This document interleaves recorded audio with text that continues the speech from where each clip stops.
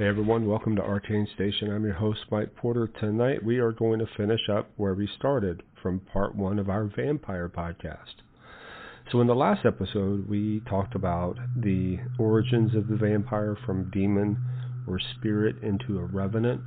And then we talked about some of the medical causes that could have made people believe that there were vampires, including tuberculosis, and the processes of a body breaking down after death or post-mortem.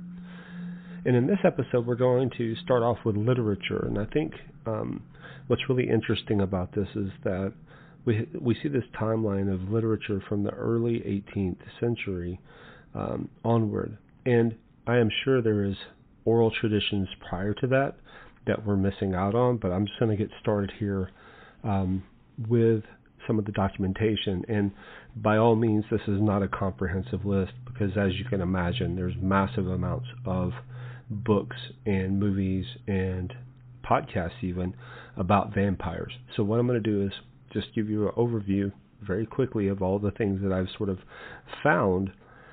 We'll go through books, we'll go through some movies, and then if we have time, we're going to talk about like real world vampirism through witchcraft and the possibility of the subculture of vampires and how people are living today as vampires and whether or not they are true vampires. All right, let's get started. So in the 18th century, we had this epic poem, which is one of the earliest literature uses of the word vampire, and this comes from 1748 in a poem called Der Vampir, and this was by Heinrich August Ossenfelder. And this depicts a jealous person threatening to return as a vampire to torment his beloved. And this is where we start seeing the introduction of eroticism in this supernatural setting. And we see this supernatural turn in vampirism as a personal revenge as opposed to a disease or some sort of curse. And then in the 1773, there's another poem by Gottfried August Berger. And in this one, a dead lover returns at night to ride with his betrothed. And it features grave imagery, supernatural return, and death as a bridal figure. Now, there's no blood-drinking vampire in this, but it's a revenant lover motif that becomes part of this foundation. If you notice in some of these newer ones, there's the vampire story becomes a love story, and it plays out over centuries. In 1797, there's another poem called Die Braut von Corinth, and it's by Johann Wolfgang von Goethe, and it depicts a female revenant who returns from the grave and drinks blood. And this explicitly combines eroticism, Christianity versus paganism, and physical undead return. And it's one of the earliest depictions of blood-drinking revenants, other than the folklore that I talked about previously in the previous episode. Now, in the 19th century, we have Robert Southey's Talaba the Destroyer in 1801, and this is considered an epic poem as well. And it contains a reanimated female corpse that rises from the grave to prey upon the living. And the revenant in this one is grotesque, corpse-like, and destructive. So there's no romanticism, there's no aristocratic framing. And this is kind of like a proto-vampiric revenant with an epic poem structure. So we go back away from this sort of eroticism and we move back to sort of a female corpse that returns. And then in 1813, there's another narrative poem by Lord Byron called the Giaour. And it includes a curse condemning a man to become a vampire after death.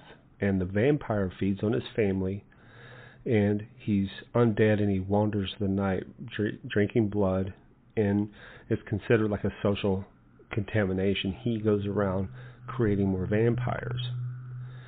And this poem directly informs later vampire fiction. There's another one, John Polidori, he wrote The Vampire, and this was in 1819. Now, so this was the birth of the literary vampire. So he actually created a short story as opposed to a poem. This is the first work where the vampire is a central character, not just a disease or something like that, but it's the main character. And he's sustained throughout the story. He talks about him over and over again. And he's aristocratic and he's socially embedded, so he's interacting with people and he's an aristocrat, so he has some air of authority about him which allows him to move freely through society. And so in this instance, the vampire is no longer a curse or a rumor, but a reoccurring character. Now, when we move to the mid-19th century, it becomes like a popular fiction. So James Malcolm Rymer creates a penny dreadful, which is sort of like a dime store novel, called Varney the Vampire. And this happened from 1845 to 1847. And it features this character, Sir Francis Varney, and he has fangs, and he bites people's necks and leaves bite marks on the neck.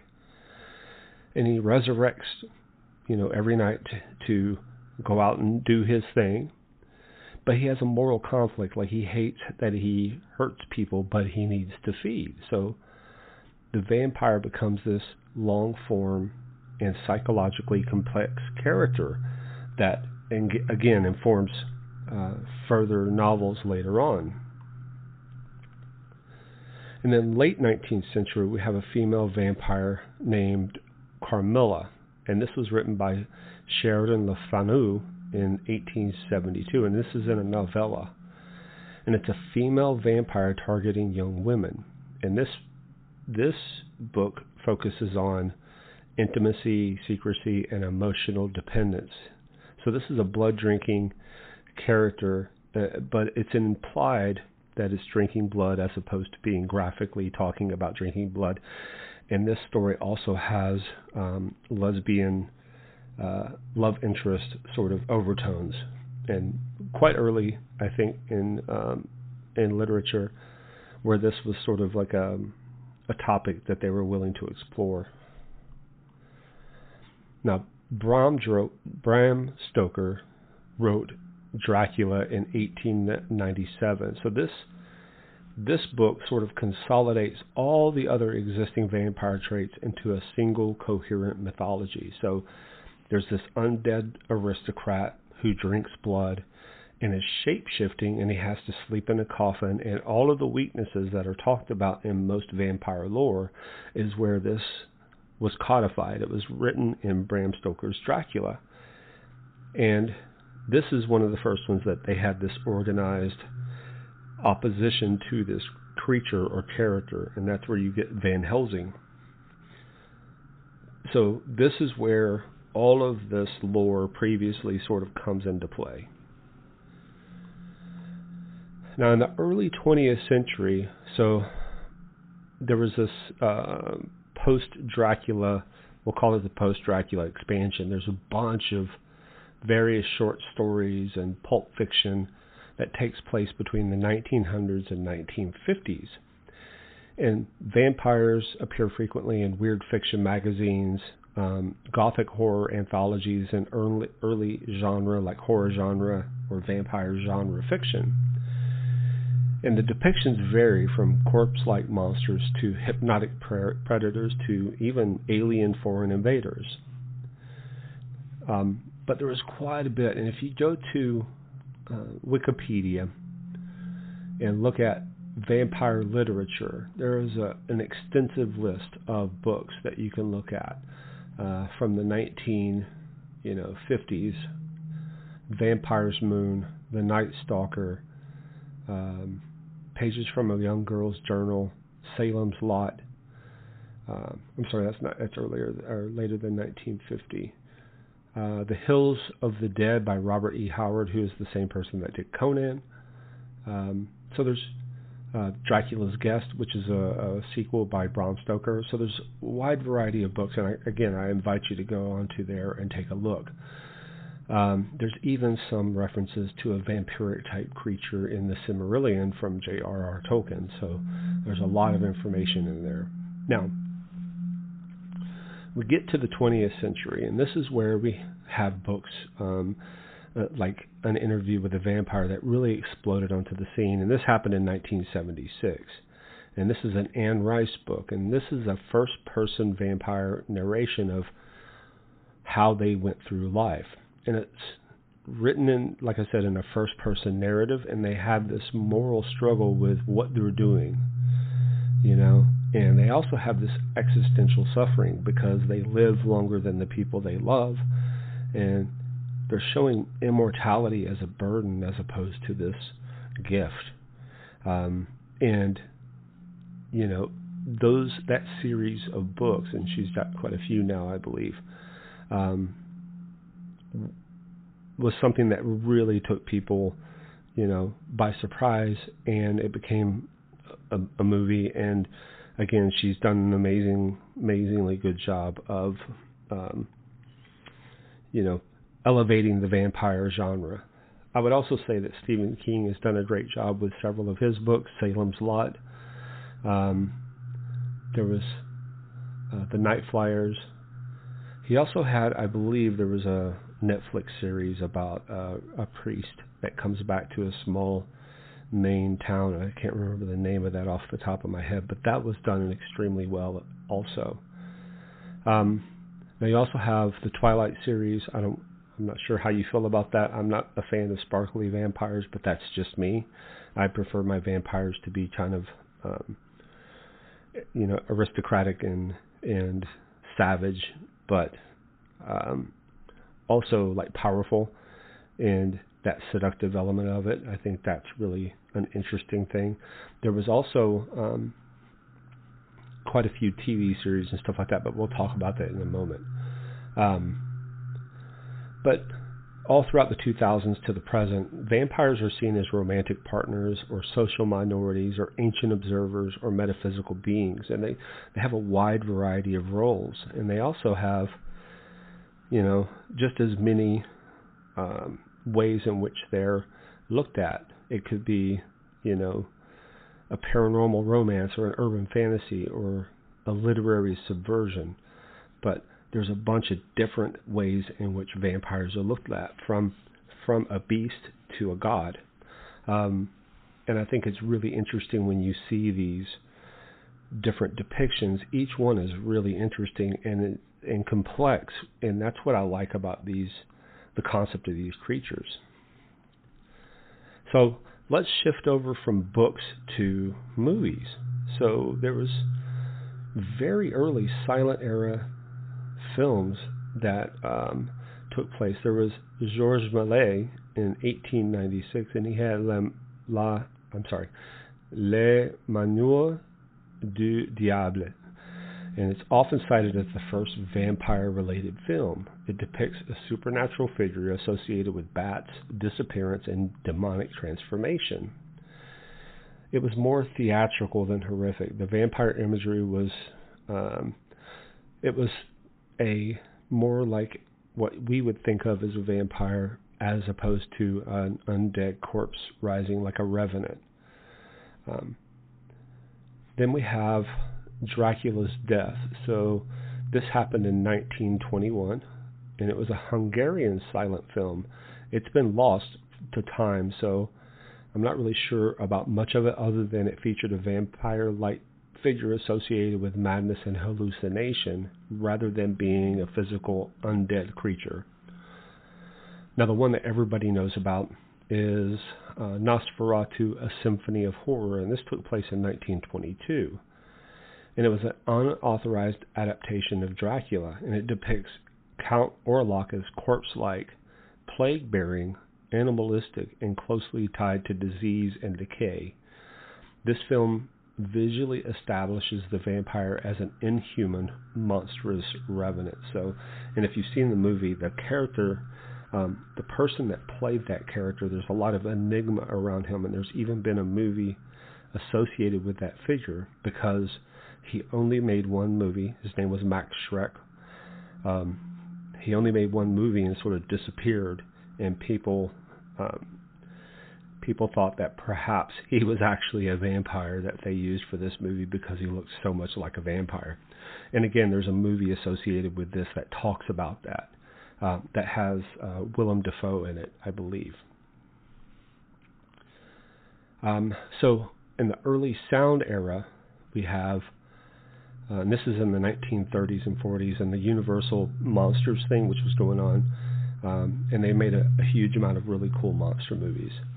But Dracula in 1931 starred Bela Lugosi, and in this he is an elegant, restrained vampire, but he has a hypnotic gaze and an aristocratic demeanor.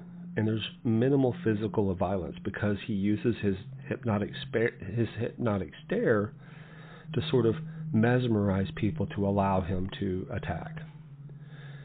And so this portrayal dominates vampire cinema forever because he did such an amazing job. So in 1936 we have Dracula's Daughter, and this is exploring an inherited vampirism. And there's this psychological struggle with being a vampire. And it's treated as a condition rather than just pure evil. Like Dracula was pure evil, but the vampire's daughter, Dracula's daughter, there was this overtone of desire versus restraint. And she was struggling with this condition. And then, of course, we have Son of Dracula in 1943, and this includes shape-shifting. But it has a Southern Gothic setting. So this is where a lot of Southern Gothic movies get their inspiration from. And vampirism is something that can be sought out intentionally in this movie as opposed to a curse or a condition of being attacked. And for a time, there was this concept of trying to make light or a parody of these horrific ideas, and one of those was Abbott and Costello Meet Frankenstein. And this blends horror and comedy, and it shows vampires becoming culturally familiar rather than just purely frightening. And you see some of that, like some of that cultural blending to try to get people, when people become aware of something, it becomes this thing that you see everywhere, and that's where you get like Count Chocula and the Count from Sesame Street.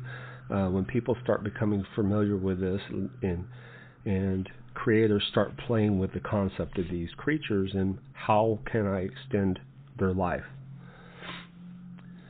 There was another movie called The Vampire in 1957, and this depicts vampirism as a medical condition caused by experimental drugs. So there was no supernatural undead. This vampirism was just framed as science-induced behavior. And, you know, you can see something like that for zombies in 28 Days Later, where there's this chemical that creates this rabies-like outbreak. And so that concept has been around for a while as well. Now, in the 1950s to the 1970s, there was a series of films from Hammer Studios, so Hammer Films.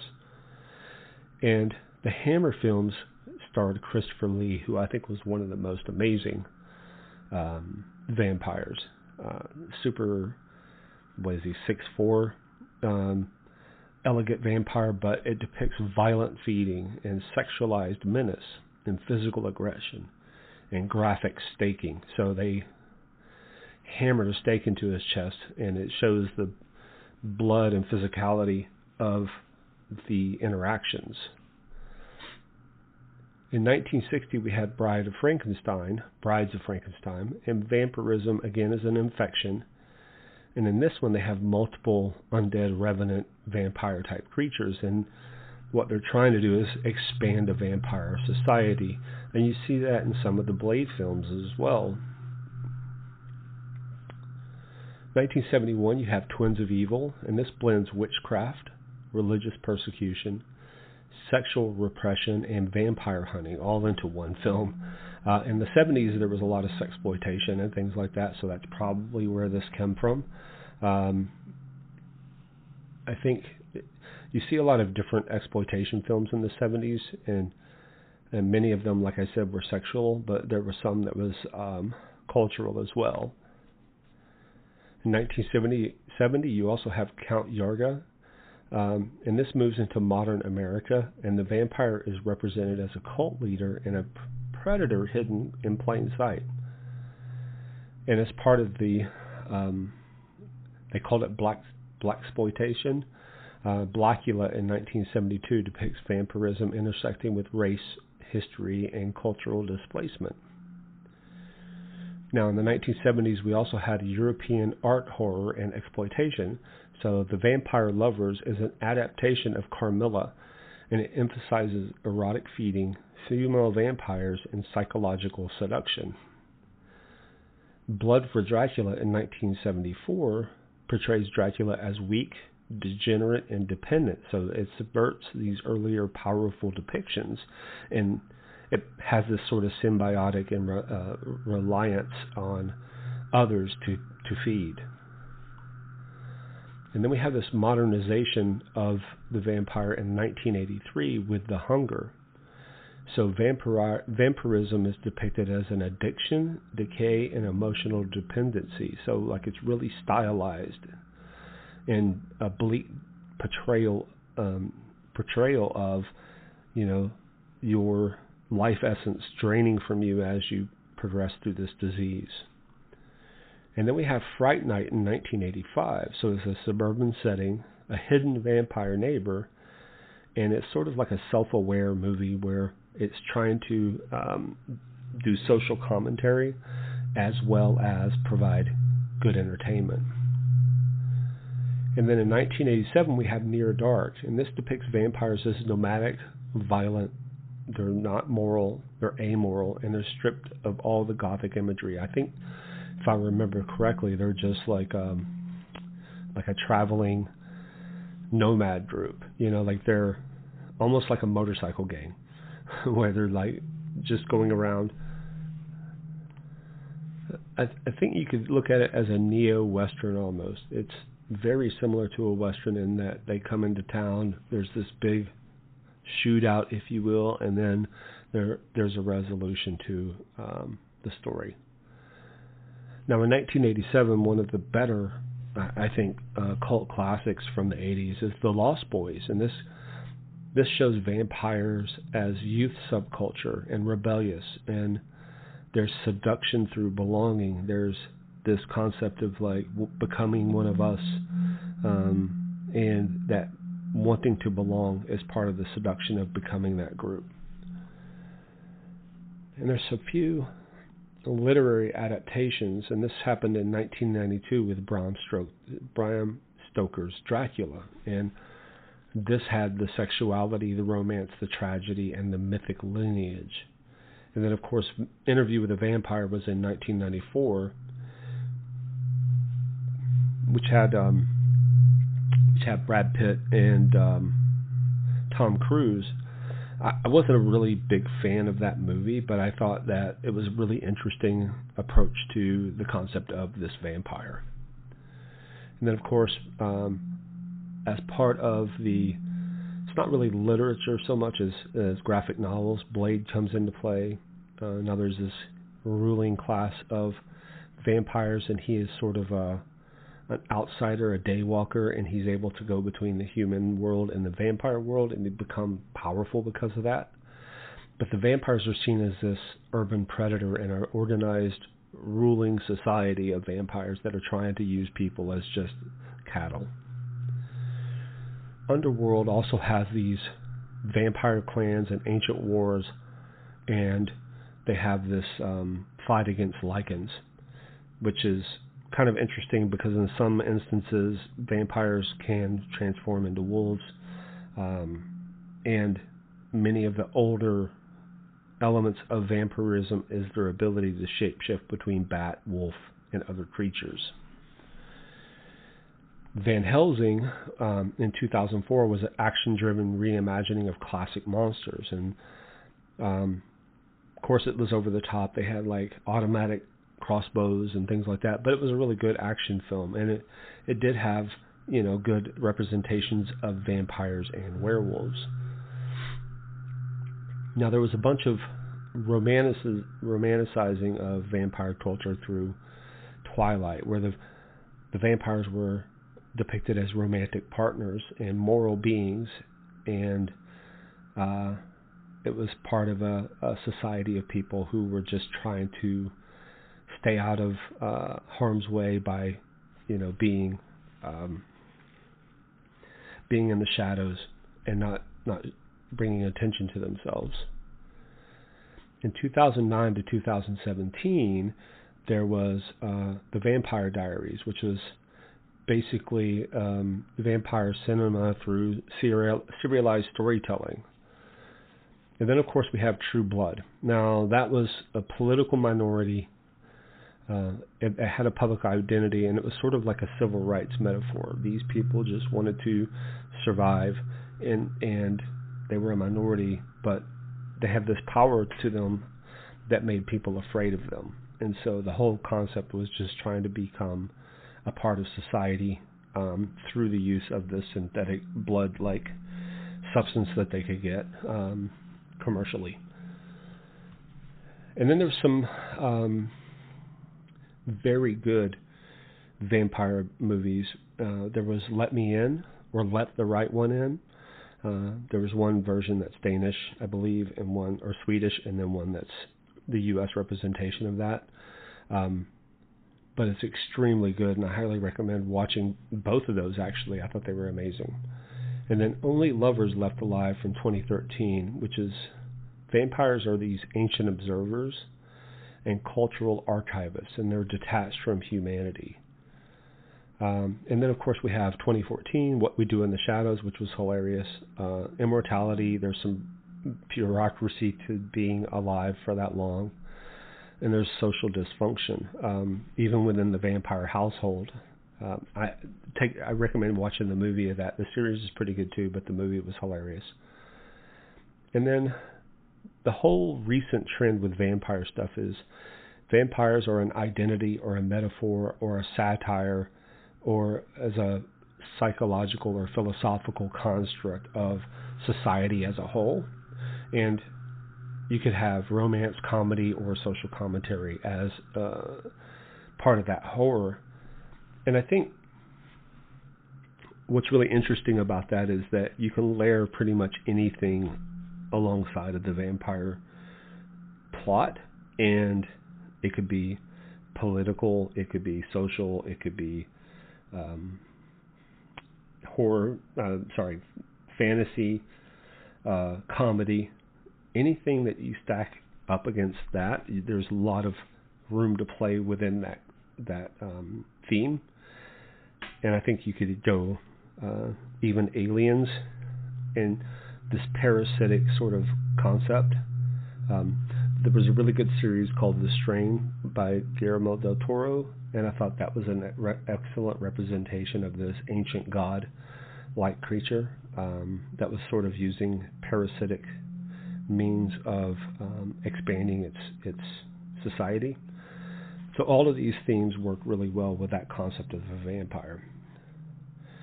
So as a result of all of this stuff, there's this concept of self-identification as a vampire. So in the late 20th and 21st century, vampire belief reappears as these individuals claim to be extremely long-living or immortal. They have a dependence on blood, energy, or life force, and they have this hidden lineage or initiation into an ancient tradition.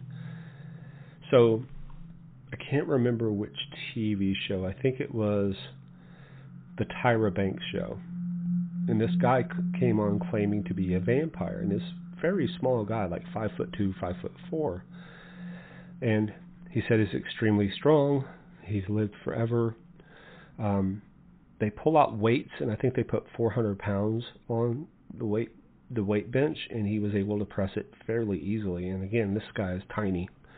And I've seen him after the fact on a different show entirely, where he's a host, and he looks exactly the same 20, 30 years later. So Maybe he's just got excellent genetics. I don't know. But it is interesting that he went on shows and said that he was actually a vampire.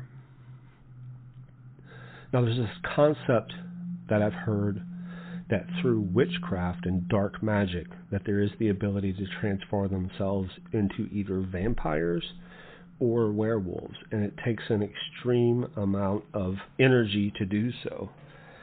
And I think perhaps later on I will go into, not in this episode, but I think later on what I will do is talk about dark magic and how those transformations could occur, because there's more than one, and I think that needs a completely separate episode. But there's ritual belief in becoming vampire. There's this concept of emotional or psychological vampirism, where people drain your energy. Now, people talk about people draining their energy all the time, and it could just be that this person is emotionally needy, and it does take a lot of effort, and it takes your energy from you to even deal with those people. I don't know that that's necessarily a vampire, although sometimes it feels like that could be draining your life force. But I do think there are people that need to feed off of various things. Some people feed off of negative energy. They need to be in a panic, or they need to have drama in their lives in order to survive. Now, most of that's emotional, but I do think there are times where without that, they have a loss of identity. And I don't know how to pull people out of that sort of thing, but I do think that is something that they need emotionally to have this drama, to have this negative energy in their lives in order to sustain their motivation. So I'm not overly confident to say that that's a vampiric type person, but I do think that that's somebody that needs to look into how to disengage from that energy and put themselves on a path of trying to become more positive with their energy. And I need to do that as well. I'm a person that sort of dwells in this concept of things are going to go wrong. Even when they're not, I just have a worry of that. And that's something that I need to deal with, but I don't see that as a vampiric sort of way to approach things. So I'm going to close this episode because we're getting really close to the end here. But here's what I think. I believe that there are forces, phenomena, and layers of reality that exist beyond our current understanding. And history shows this repeated pattern of belief, experience, and encounters that we can't always be explained through medicine, psychology, or culture. So I'm not saying that every claim is literal or accurate, but it does suggest that maybe reality is a bit more complex than our models currently allow. So if you believe you've experienced vampiric interactions, encounters, or phenomena, whether physical, psychological, energetic, or something else, I'd like to hear from you. I don't want to sensationalize it or not to validate or dismiss automatically, but to listen, document, and understand. So throughout history, unexplained experiences were often recorded only after patterns emerged. Many of these traditions discussed in this episode exist because people spoke up, sometimes quietly, sometimes at great personal risk, but they spoke about things they couldn't explain. And as usual, if something happened to you, I want to hear about it. If you enjoy this content, please take the time to go and like and subscribe and rate my podcast.